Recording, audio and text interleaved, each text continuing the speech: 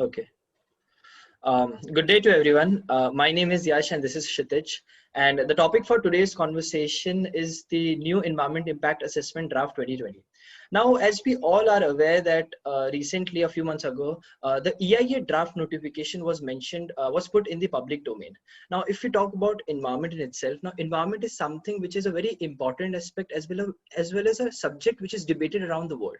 Now, we have seen the concerns of developing and underdeveloped countries in the Paris Accord and also in other various treaties. And we also believe that for a country to grow, holistic growth is something which is very important for the country. But at the same time, it should not come at the expense of the environmental concerns. Now, as we can see, due to the present COVID situation, there is a whole political turnout around the world, and all the political affiliations and balances are somehow, there is a dramatic change which is going on. And many countries like Australia, America, or some European countries, or countries or various ASEAN countries are somehow confronting China, because by and large these all countries are facing the majority of them are facing the economic slowdown, or the GDP is affected due to the COVID, or there is unemployment at a high rate. Now, I believe that this and also some of the reports also suggest that many of the companies which are settled in China are having an intention to shift themselves to different countries where they can find basic infrastructure or simplified rules and regulations, and the most important thing, which is licensing in a time bound process. Now, I believe that India should accept and create opportunities for such investments, because if we talk about our economic conditions and the GDP, we are aware that we are also facing a major slowdown.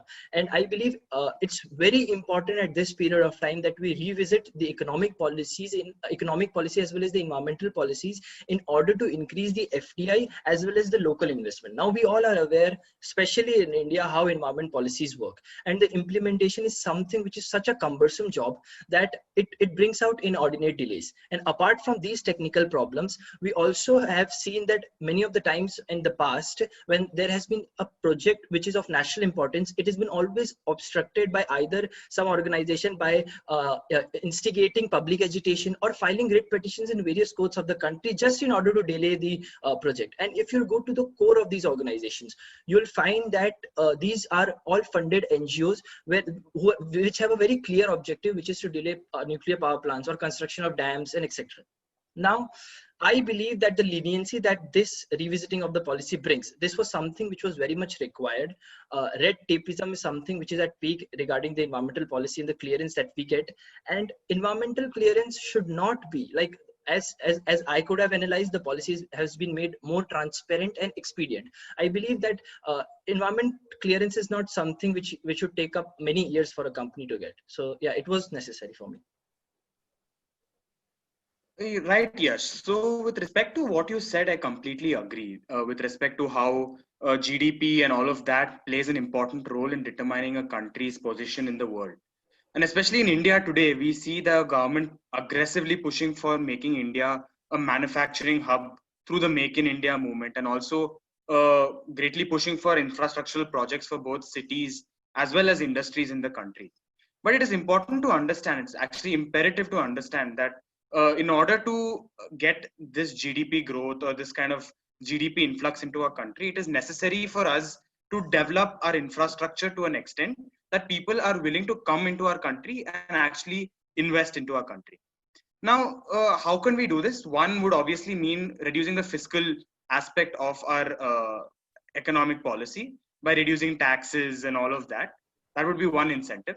The other one would be to provide actual physical infrastructure to these people of quality nature so that they come into our country. However, India, although being a country with vast resources, diverse workforce, and also having the second largest population and seventh largest area, it is required. The bureaucracy is the only part which hinders the bringing of industries into our country today. And it's a major player. Why it's a major reason why people choose countries like Thailand, China, Bangladesh over India, because our bureaucracy is something which hinders everyone. Also, in this particular instance, it is necessary that the government understand that all economic development comes at a particular cost, and that would mean delving into our ecological aspect as well. So in that particular sense, in order to increase physical infrastructure in the government, in order to compete with the world, is making the process of obtaining land and obtaining resources a little more simple, and has simplified the process by diluting the EIA compared to 2006 and all of the other earlier policies as well.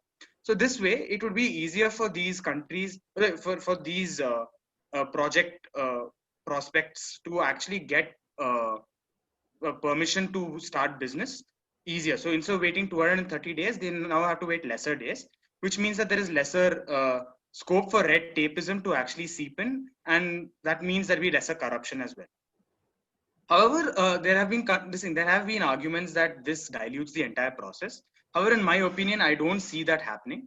So under this particular EIA, all the projects are divided, all the ecologically sensitive projects, or which have a matter in environment, have been divided into three categories: A, B1, and B2. A being the most ecologically sensitive of the three, and B2 being the least ecologically sensitive of the three. However, there have been certain differences made in terms of the process of getting an environmental clearance for these particular projects.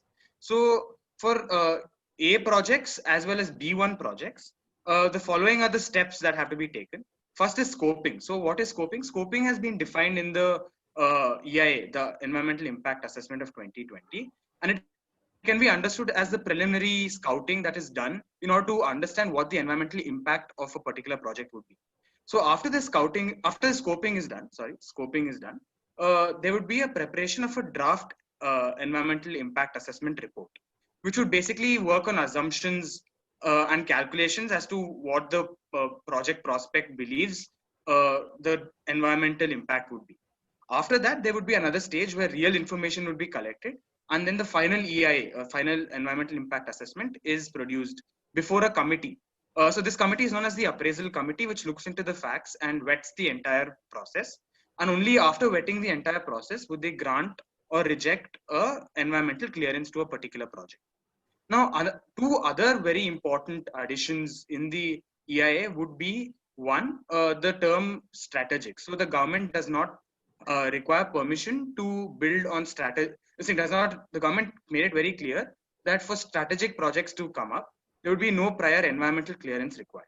And the second would be the ex post facto application of the EIA, which basically means industries which earlier could not get an environmental clearance could now apply for the same under the new environmental policy.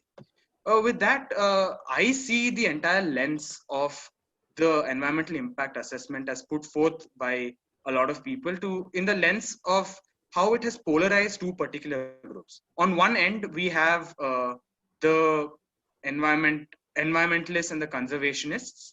On the other end, we all have the policy makers as well as the industrialists. In all light, the environmentalists are seen as the good people and have been polarized to be the good people, and the industrialists have been seen as the bad people in the entire scenario. So due to this polarization, when the industrialists as well as the environmentalists finally agree and come to some sort of compromise with respect to a project, all these projects are seen as either corrupt projects or malified intent projects, or either one of the parties have wrongfully compromised on the ideals of what the environmental policy or what the people actually want. So that is something which really intrigues me. Right. No, I do agree with the fact that even I have noticed this, that there has been this difference of opinion between these two groups, and they have always been at each other's of loggerheads. Now, I do agree with the fact that there should be a consensus between both of them, and at the end of the day, it will benefit the country, and it will be really helpful for us. Now, since you mentioned the policies and the various provisions that the revisiting of this policy brings out, I was reading many of the contentions that the policy had, and one major contention that I could find everywhere was the term strategic. Now, I do understand. And so keeping the people's opinion, the people who are having this contention, they do accept and agree with the fact that when you are making strategic functions for strategic projects, for projects related to defense or national importance, now that is something which is acceptable by even by them, because they also don't want the details regarding this should come in public domain, or the environmental clearance and everything. However, when this policy talks about the idea where the government can make any project strategic that the government thinks according to their criteria, now this is something which is making it a bit contentious, and people are afraid that this will increase the scope of crony capitalism. Or you are not aware that marking a project strategic, we are not aware that what is the direct or the indirect benefit that the government is getting. So so people are afraid that it might vitiate the way that the decisions are being taken. Now if we go to the opinion side of the government or the logic, as far as I could understand, the idea that the government is trying to achieve over here is more in terms of the national importance. Now tomorrow, if you have a project, if you have a company who wants to invest in the country with an innovation or a manufacturing idea, that you don't want the company to wait more than necessary time. So there are certain projects where the government may feel that this is a strategic idea, and this will in larger picture, it will be in the benefit of the country. So they might give the a free chit regarding the clearance, as well as the details regarding to that won't come in the public domain. So maybe as far as I could understand, the idea is more in the national importance, but I also accept that there are two sides to this idea. And I still believe that it is just a draft notification. Now the government has asked for the suggestions from the normal people, from the stakeholders and everyone, and it is still not yet made a policy. So maybe they might change it, but yeah, it's a open theory. Yes, yes. Adding to what you want to say, I see one side of the paradigm is what you are expounding. On the other side, you have the government trying to reduce the time required for these strategic projects to actually come up. Because after a certain point, these projects may also go redundant. And if you wait too long, the value of the project also drops. But this is one contention that has been also, which has been covered. And another contention that I came across while reading a lot of documents was the application of this particular policy in an ex post facto manner. So the ex post facto manner basically means that industries or projects which earlier could not get the same permission or environmental clearance can now apply for the environmental clearance as well. So this means that projects which earlier were known for polluting or were known for not having environmental clearances can now apply for a new environmental clearance by paying a certain amount of fine to put that aside and to come out with a new environmental clearance. However, this would mean that the government would freshly scrutinize the entire project, and only then would such a policy come into being. However, the criticism is that on my end, I believe, is if this does come into picture, it would mean that people could just pay their way out of all of the environmental impacts or all of the environmental tragedies that we have seen now. When we look at the LG polymer factory in Vishakhapatnam, we saw that the factory jeopardized the lives of thousands of people who lived in and around the particular area. And simply paying a fine would not suffice to stop a heinous crime like that. So this basically means that you cannot allow, what I'm basically trying to say is that you cannot allow people just to pay their way out of the entire thing. However, if you do grant them with environmental clearances, it should also come with the right amount of punishment in that particular sense. So with that, Yash, there is a constant battle I've heard about, that environment versus development. And now people can never or almost never see environment as well as development come together in one particular lens. And considering we are a developing country, this argument is all the more pertinent to our country, because we have been aiming at double-digit growths, since for a very long time. And to achieve such double-digit growth, it would obviously come at a cost, and this cost would basically mean also sacrificing some amount of our environment. Right, right. No, see, first of all, I do agree with the idea of post facto thing, but we have to understand this fact that now the damage has been done. Now I'm not saying, and I also agree with the fact that no amount of compensation can get you done away with, but you have to have a forward approach. And this is the reason, maybe I believe that, in my opinion, the government has come up with a policy where, okay, you have done something wrong, you pay the compensation and you apply for the environment clearance. And just applying, having the right to apply, does not mean that you'll get it. You'll only get it on your merit. So I believe somehow, but okay, yeah, still it's a bit debatable, and I do agree with the fact. Now, coming to the differences and the main question that everyone has right now, like what's more important, development or environment, as you mentioned. See, I have a very typical answer, or or an opinion on this. Now I believe that we are a country that take a lot of time in giving environmental clearance, and our monitoring enforcement skills are something which I would say is very poor. Like, there is no running away from this. And no matter how much just you uh, spend your time in scrutinizing a project, you can scrutinize a project for 5 to 6 years, and then you can delay it or accept it, but you won't be creating an environment friendly project if there is no proper monitoring. And I just believe that just because this policy somehow reduced the time period of getting the environment clearance, that does not mean that we are compromising the rules and regulations at the same time, which should be maintained to save the environment. I believe the speed of the clearance should be fast. At the same time, rules and regulation and monitoring is something which is very important. So I was listening to RP Gupta. He's the secretary in environment ministry, and he also mentioned that this is the just first part of the policy. They are also working on a monitoring mechanism. So I believe when this will be also implemented, this will be really helpful for us. And we have to accept the fact that we are still a developing nation. Development is something which is very important for us, but yes, we have to also maintain the balance between both development and environment conservation. I do agree with you completely on the fact that reporting as well as monitoring is something very important that and the government has to focus on. However, with respect to the mode of development that we are seeing, uh, we we should not imitate countries such as China or say Russia, because these countries have developed. I would not doubt that question, but the point is their development has come at great costs. So they have highly polluted cities, and seeing that seeing India today modernizing at such a fast rate and moving towards an industrialized sector and moving towards high development, we are seeing so much change in our environment as well. 11 out of 15 of the most polluted cities in the world are in India.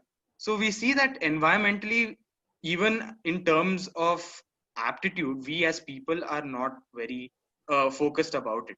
But over the long run, I think all of us should note that industries will be there, and there should be some sort of cohesion between both industry as well as our environment. So, because if we exhaust all of our resources now, India will be out of resources in a very short time.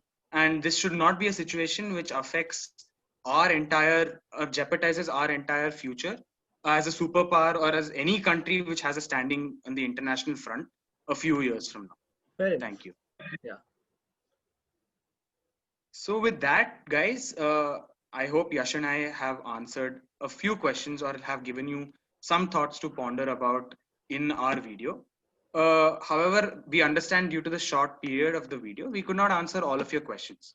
And thus, Yash and I have come to a conclusion that next week we will be taking questions from you as audience and answer it in a video next week. So that way we can get a deeper understanding into the topic for both you as well as for us. So for that, please drop in all your questions either to us personally, or you could drop it in our email mentioned below, which is the undergrads Mumbai 2024 @gmail.com. Thank you.